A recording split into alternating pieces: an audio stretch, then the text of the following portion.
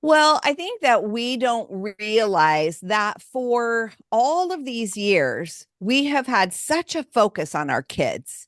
And I mean, honestly, it almost like their schedules kind of demand it. And unless you've been super intentional about putting your marriage at the top of the priority list, then what's going to happen is you're going to not realize until the kids leave that these gaps or cracks in the foundation are actually there because the kids have been running, they've kind of been running interference Mhm. in that.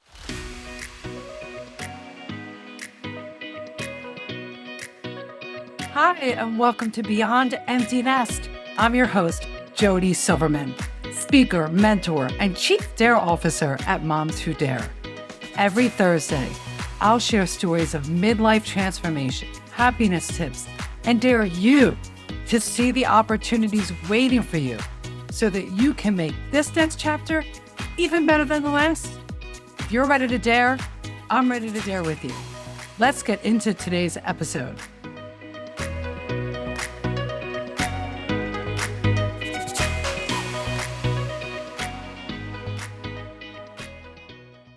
Welcome to Beyond Empty Nest. Today we're diving into midlife marriages and the hidden gaps that can quietly shake even the strongest relationships. We'll explore the cracks that surface in the empty nest years and reveal how couples can reconnect, bridge these gaps, and strengthen their bond. It's possible to heal and grow together. So let's dive in. My guest today is Jill Savage. Jill is an author and speaker who's passionate about encouraging families. She's the author or co-author of 14 books, including her most recent release, Empty Nest Full Life. Jill is the founder of Hearts at Home, an organization that encouraged moms from 1994 to 2017. Jill and her husband, Mark, have 5 children, 3 who are married, and 8 grandchildren. They make their home in Normal, Illinois. Welcome, Jill. Oh, thanks so much for having me. Oh, I'm so excited to have you on this show. This is such an important topic of conversation. A lot of the women in the Moms Who Dare community have shared they would love to hear a conversation around marriage and midlife, specifically the life transition of empty nest, and who better to walk us through that than you. Well, So, thank you. yeah. So, we're talking today about midlife marriages and closing midlife marriage gaps. So let's just start there. What are some of the key cracks in the foundation of a marriage that can lead and end in crisis and not have Yeah. a good ending? Well, I think that we don't realize that for all of these years, we have had such a focus on our kids. And I mean, honestly, it almost like their schedules kind of demand it. And unless you've been super intentional about putting your marriage at the top of the priority list, then what's going to happen is you're going to not realize until the kids leave that these gaps or cracks in the foundation are actually there because the kids have been running, they've kind of been running interference Mhm. in that. I mean, you may have experienced some disappointments or places that, you feel disconnected. But when they leave, then it's almost like a magnifying glass gets put on that marriage, right? I was just thinking it's a magnify, it like magnifies. Yeah. It does. It Yeah. really, really does. And it's really interesting. My husband and I are marriage coaches, and we probably, I would, it's been a little while since we've looked at our numbers, but I'd say about 60% of the couples we work with are empty nest couples. Yeah. And it's because of this. It's because they're like, they look at each other and go, "Who are you? I don't Yes. even know who you are." Because what kept us connected was the kids' activities and raising the kids together and making those kind of decisions together. But you become it just becomes very logistical, Yeah. and you don't even realize that's happening until that interference isn't there anymore. Mhm. And then you're kind of going, "Oh, wait." So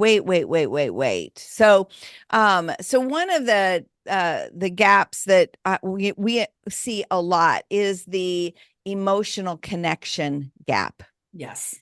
because you've had the logistical connections going on for a long time, but you stopped saying, how are you doing? Like, what's really going on the inside of you? You know, one of the things that happens when we date is that we are constantly like, we're kind of digging into what makes the other person tick?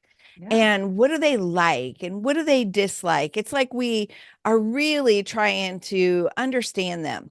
But then you get married, you start living under the same roof, you start raising kids, you're going on little sleep, you're exhausted, you're tired, and you just stop doing that. And not only that, but now the magnifying glass is on the things that your spouse does that ticks you off, Yes. or the things that are that all you can start to see is not what's good in them. You start to see what's frustrating in them or where they're not measuring up according to your expectations. Jill, if I can, because you said two things that I just want to comment on. You said the kids are what keep you connected, and yet that same common bond of connection is what makes us disconnected from our relationship as husband and wife. And I Right. love that because the thing that's keeping us connected can be the thing that's leaving us disconnected. And Mm-hmm. I love how you said the emotion. We're tired. You're right. We're tired, and we it's and I just wanted to make sure everybody really heard what you said because we lose sight of what we loved about each other prior to kids. It's still there. It's just Yeah. been muddied and clouded by all the doing with the kids. And look, it does. I mean, it takes your energy. It sucks. It's an energy suck being a parent. It's a great thing being a parent, but it does. So yeah, I just wanted those two things really stood out for me when you were just Yeah, yeah. I like your word muddied too, because I think you're right. It is still there, but it becomes muddied by the things that we get frustrated with or the our expectation. Expectations are huge. huge. They are huge. In fact, I like to say that expectations are, especially unrealistic expectations, are preconceived resentments. Yes. Oh, I love that. They really are. And I'm if writing we it don't, down. yeah, if we don't realize that, and then a lot of times they'll go, well, how do I know if my expectations are unrealistic? And usually the answer to that is, where are you constantly disappointed in your spouse? Where are you always frustrated or angry at your spouse? That's likely a place where if you would just simply adjust your expectations and see him for who he really is and embrace that part. So now we're going to move that magnifying glass off of what he isn't and onto what he is. Then it's amazing the difference that can happen. Now, some of the things you still long for might not be there, but that's okay because you're starting to see the things that he brings to the relationship as a strength that have been overshadowed or muddied by your expectations and desires and things like that. I love that. Expectations. Oh my God. That is a topic that comes up everywhere. It's expectations as you navigate parenting adult children. Yes. Expectation everywhere. And I always, who was it? I did a show with one of my dear friends and a wonderful coach. I'll give her a shout out, Adina Tovel. And we talked about like expectations when not in agreement and alignment with the other person that you have expectations are, leaves you in the valley of suffering.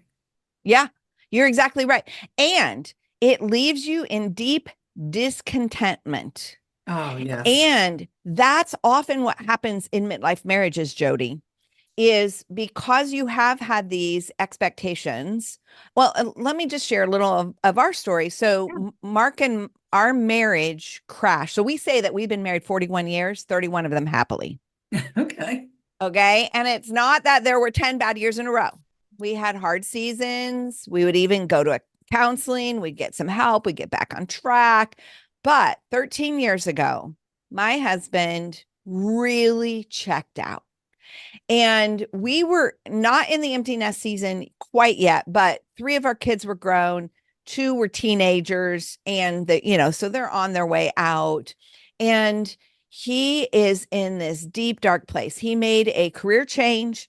And we thought that would be good for him, but he kind of lost himself and he lost his way. And he eventually had an affair. He eventually left, and I honestly did not believe it was about our marriage. I knew he was confused, he was lost, it was chaotic inside of him. And he was saying it was about our marriage, but I really had this sense. And do you know, it took a year for him to turn around. And I just didn't feel like I was to let go of the marriage. I just felt like if he could turn him, get turned around, then we could actually get to the other side of this. And he did. He left the other relationship, turned around, and we rebuilt our marriage. And now we call ourselves, we're Mark and Jill 2.0. Mark and Jill I love it. 2.0 work a lot better than Mark and Jill 1.0, because even though my husband, one of the things I say is I didn't cause my husband's infidelity, but I contributed to the dysfunction in our marriage. And I had to be willing to look at that. So, anyway, in the midst of our healing process, one of the things I began to understand is that my husband had been carrying expectations. At that point in time, we'd been married 27 years. So, he'd been carrying expectations for 27 years that had not, so they were unrealistic expectations. And he came from a really abusive home when he was a kid. It was not a good childhood. So in his mind, he was like, hey, someday this is what my marriage is going to look like. This is Mm, what my home is going to look like. Well, that was great, except it wasn't realistic. So he kept looking for that almost Disneyland picture, and it wasn't happening. yeah. And so here's his unrealistic expectations. Here's reality. So, it's kind of my hand is up high, my hand is down low, and the space in between is discontentment. And he was living in that discontentment day in, day out, day in, day out for 27 years. Wow. And so then ultimately what happened is that moved from discontentment to discouragement to disillusionment to disconnection. And it wasn't until he was able to bring his expectations to better match reality that he Mm, could start to see the joy in our relationship. And he could start to see the good things. And he could be accepting of who I was, even though it was different than what he had in his mind. And so all of that contributed to this gap of emotional connection, because as long as you're disappointed constantly in your spouse, you can't really connect with them. no. Wow. Thank you for sharing your story. It's powerful. Yeah, And being a podcast host yourself, which we'll link to that below because Jill and Mark have a wonderful podcast and together, as well as all the books that you have published yourself. But it's important because when people hear stories, we see ourselves somewhere in those stories, right. somewhere. So, okay, the emotional gap, which absolutely leads to the communication gap and the assumption gap. They all roll into the same thing because I have a whole thing, assume nothing, clarify everything. Like that is my like that's with my adult children. I just actually acted upon that because I was telling myself a story and I called my son. I said, I'm telling myself a story. I don't want to assume it's true. And it wasn't. So the emotional connection gap, I would think, includes communication and assumption gap because if you're making assumptions to Yep. form these expectations, and that's a lack of communication. Otherwise, you would say, hey, this is what I expect, and is it realistic or not? So those Yep. they all tie together. I agree. Absolutely. They all tie together. And part of it is we've also been communicating on the fly, because that's what Yes. happens when you're busy, right? You're busy. And when you think back to those early years, you weren't communicating on the fly. You were gazing into each other's eyes. You were sitting on the couch having long conversations, right? And it's almost like we have to regain that skill. It Yes. Things slow down in the empty nest a little bit. Like it's just the two of you. Just the other day I was looking, in fact, I almost snapped a picture and I didn't, but I was looking at Mark and, when our kids were home, we ate around the dinner table. Well, now Mark and I eat at the kitchen island. Yeah. And we almost always have like a couple of napkins. I use cloth napkins, and so they're sitting there. It's like you can see where we eat, right? It's like a place setting that's sitting there. And I'm like, wow, that's part of the change. But one of the beautiful things, and this is an invitation that all of us have, is to start having some better conversations at when you're sitting eating with your spouse. It's not as chaotic, but a lot of times maybe we don't even know what to do. So here's a couple of phrases that can be helped close the communication gap. Okay. One is when your spouse tells you something, listen to understand, don't listen to respond. That's a big one. That, That's a hard one. That's something that I practice. I have to be intent, like really oh my practice for gosh, me me. too. Yes. And so one of the ways I do that is I often, depending on what Mark is sharing, but I will repeat what I heard him say.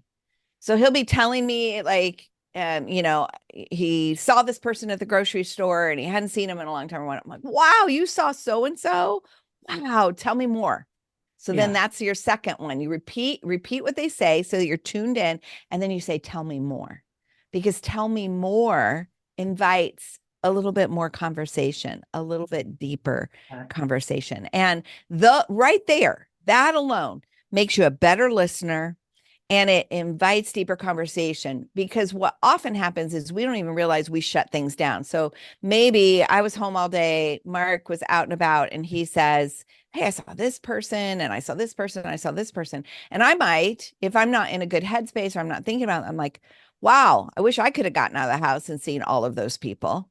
Like I just shut that down Yes, you instead did. of going, tell me more about, oh, wow, you saw that person? Wow, tell me about that. Wow, I like that. I needed to hear that. That was good. That was good. So that helps close that communication gap is, It does. and it's interesting because you're making me think about hosting our podcast. Like I don't go in with any idea of what other than for those of you that don't know about a podcast, I get an idea of talking points that my guests would like to share for our topic. But I shut it off and I always do this meditation where I breathe into my heart to get out of my head and into my heart so that our conversation can be organic. That's the same way. You have to set yourself up, take a deep breath, let go of what happened during the day so you can be fully Yeah. present. So you don't say, God, it must have been nice of you to get out for lunch. I was stuck behind my computer versus being seen and heard and saying, wow, that's so cool. You saw Jill today. Tell me more. I love that. Yeah. Yep. That's exactly right. Same So, thing. yep. Love that. Yep. Yep. Love Yep. that. All right. Okay. So there's another gap you talk about that I really want to talk about because one of my core values is fun. And I'm curious to hear, I really am curious to hear what you're going to say about the having fun together gap. So there's Right. the emotional gap, the communication gap, the assumption gap. Um, and Yeah. wait, before we get into the having fun, I have to say something about the assumption gap. Yeah. I've been married to my husband of 30 for 33 years. Uh-huh. And I tell when people get married, younger people, and my daughter is actually just engaged, and I know that you've been through it, you have kids that are married, and I frequently get asked, how do you make it work? Like what, give me a tip. I'm like, Yeah. no matter how long you're together, do not assume he knows what you want. Oh my gosh. Yes. Yes. Yes. Yes. Like that, the assumption gap. Like he should know that that I need a hug right now. Sometimes you got to say a hug would work right now, Yes. even Or after could 33 I please years. have a hug? Yes, I Ask with words. can't. I'm like, Slamming cabinets does not oh, count as communication. it just breaks your new kitchen, and then now you have to spend money on breaking it. But I had to say, don't assume your partner knows what you want just because you've been together for so long. Yeah. Yes, exactly. Yeah. Exactly. Just make the request. That is one Yes. of the things I work with so many of my coaching clients on, is they'll be so angry about something, whatever it is.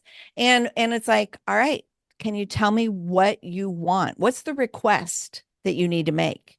And they're like, I don't know. And I'm like, well, I think that your emotions will help you determine your needs, and then that will help you determine your request. Too many of us comment, complain, and criticize, but we don't request. No.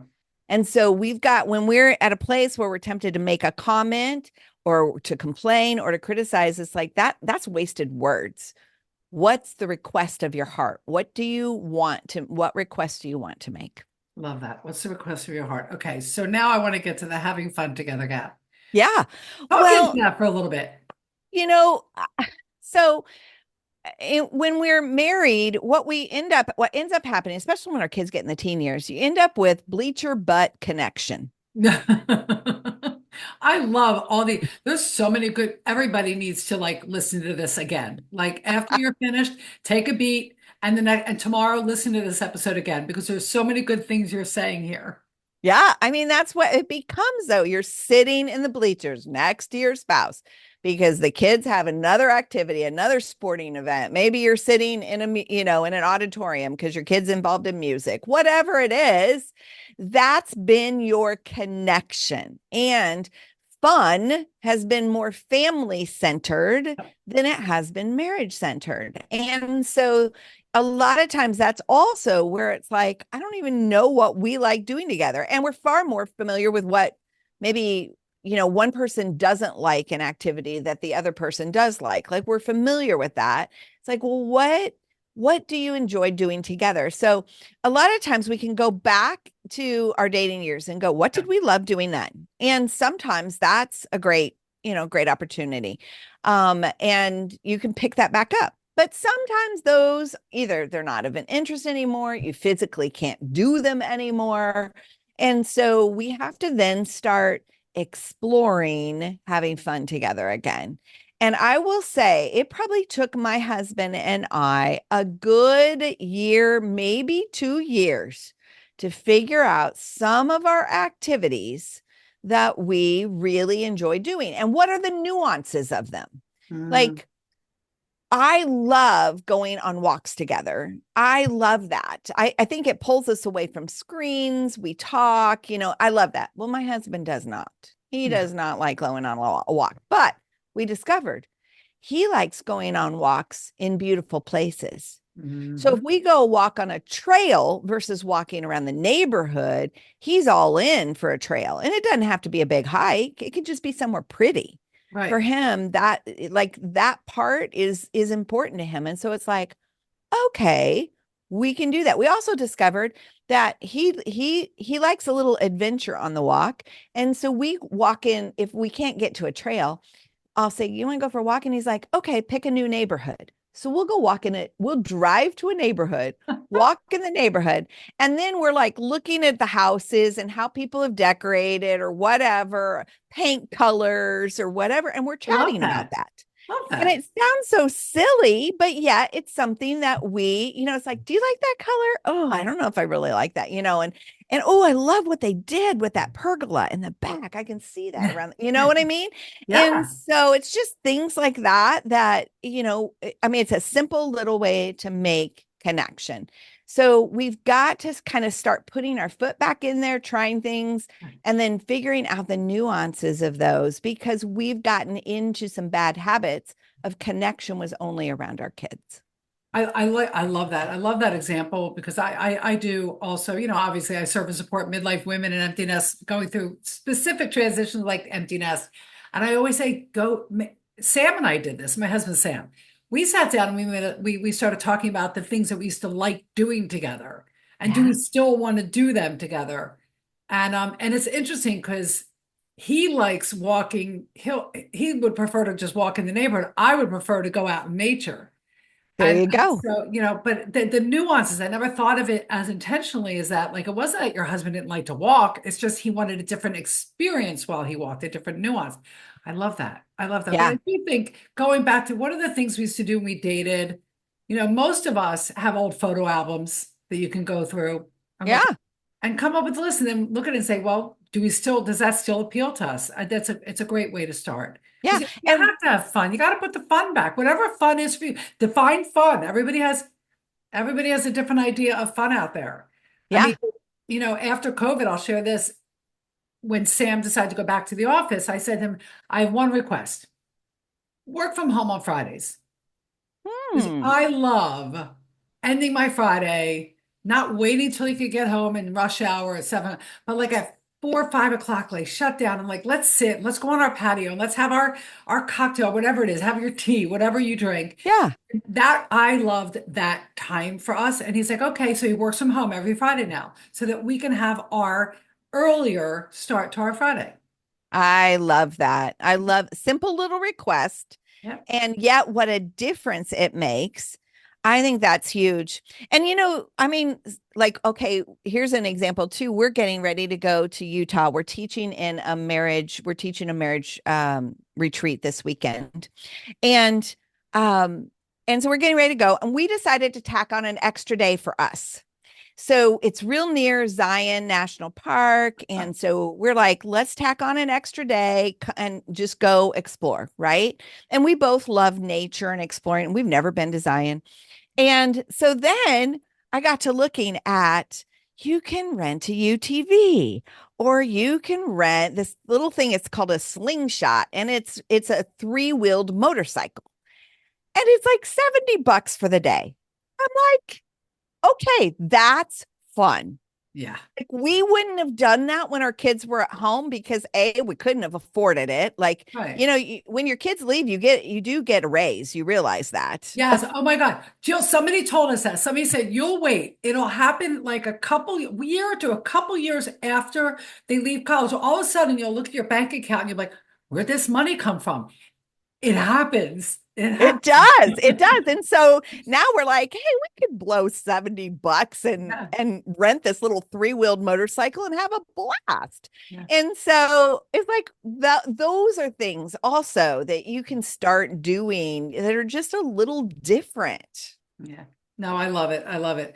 Well, you shared a lot, and you shared a lot through your story. So we're gonna wrap it up. Before we get to a dare, because nobody gets out of here without giving our audience a dare. You've given a lot of ideas on how to maybe close the gaps around emotional assumption, communication, having fun together.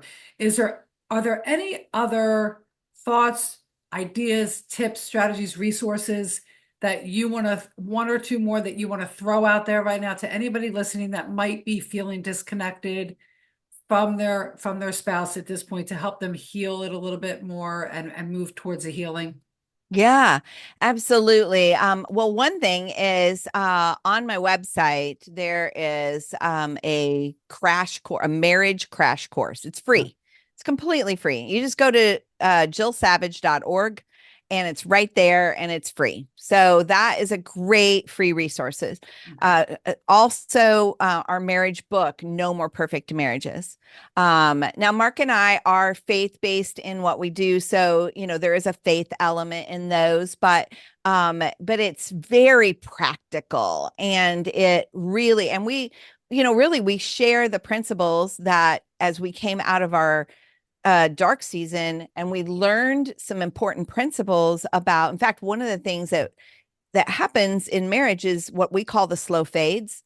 And, what happens is our hearts get slowly disconnected over time. And so we talk about these slow fades. And it's really good to identify which slow fades are pulling our hearts apart. We don't even realize it. So, No More Perfect Marriages is the name of that We'll resource. link So, we'll link both of those resources, your website and your books below. Absolutely. Uh, sounds good. yeah. So what would you dare a listener to do this week, today, next week? I dare you to move the magnifying glass off of what your spouse doesn't do onto what your spouse does do, off of what your spouse doesn't bring to your life onto what your spouse does bring to your life. And Wow. I would even start like a gratitude list of those things. And, a lot of times it's like we can do that mentally, but there's something very powerful about writing it. And so maybe even take a month to only focus on the good things. And every day you're adding something you're grateful to about your spouse Oh my and God. watch what begins to happen in your heart. I love that. I love that. Love that so much. Thank you, Jill. Thank you for being on this show. It's an important conversation. I just have this strange feeling you'll be back and we'll be doing Oh, more because they say new level, new devil. You never know what can happen. And what an important conversation. Thank you for bringing your expertise and sharing so much of you and your story within this episode. We really do appreciate it. thanks for having me, Jody. I loved the conversation. All right, everybody, what was your takeaway? I want to hear what your takeaway is. Let us know by either leaving a review. They call it a review. Just leave us a comment, email me, contact Jill. Let us know what it was that maybe was a turning point for you in this episode. That's our goal with each and every episode, that you get one thing that supports you, helps you, or moves you into action. And don't forget, next week there'll be another new episode of Beyond Empty Nest. And as I always say, dare on.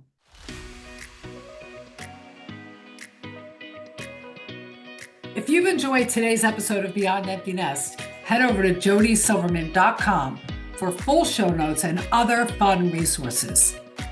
Are you ready to clean up your self-talk and reconnect with your midlife purpose?